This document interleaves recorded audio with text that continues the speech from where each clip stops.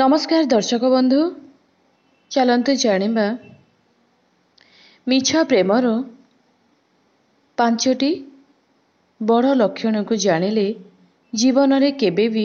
धोखा खाइबे नहीं। जेतेबेले जड़े व्यक्ति काहाको प्रेम करि थाए सेतेबेले तार मनरे एपरि किछि प्रश्न तो निहाती भावरे आसी थाए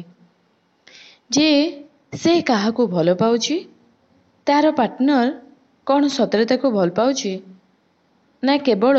भल पाइबार नाटक करुछि। तेबे दर्शक बंधु, आज आमे आपनकु एपरि 5टी संकेत विषय कहबा पई जाउछु जेउ संकेत जदि आपण आपणक पार्टनर ठारे देखिबाकू पाइबे तेबे से आपणकू सत कि मिछ प्रेम करुथिले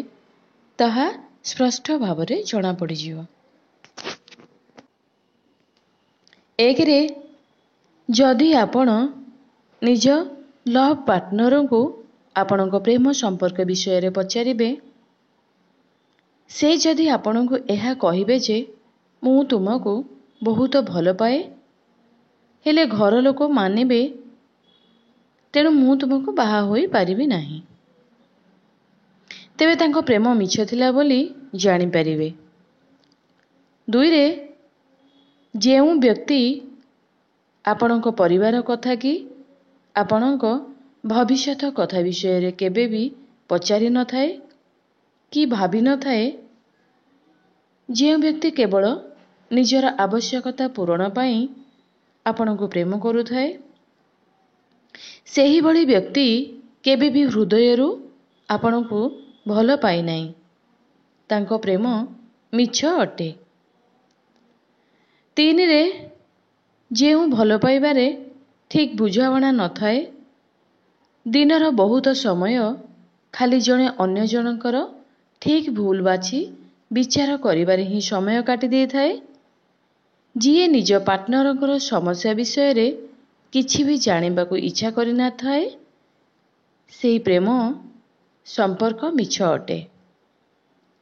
4 रे जेउ प्रेम संपर्क रे दरकार ठारू अधिक शर्त रही थाए, जेउ संपर्क केवल शर्त उपरे ही गढ़ा होई थाए सेही प्रेम संपर्क बहुत पर्यंत तिष्ठि पारि न थाए। 5 रे जेउ लोक आपणको भल पाउछि बोली आपणको सबुबले निज कंट्रोल रे रखिबाकू चाहिबो, आपणकर सबु स्वाधीनता को आपणको ठारू छड़ेई नेबो, आपणको खुशीर मूल्य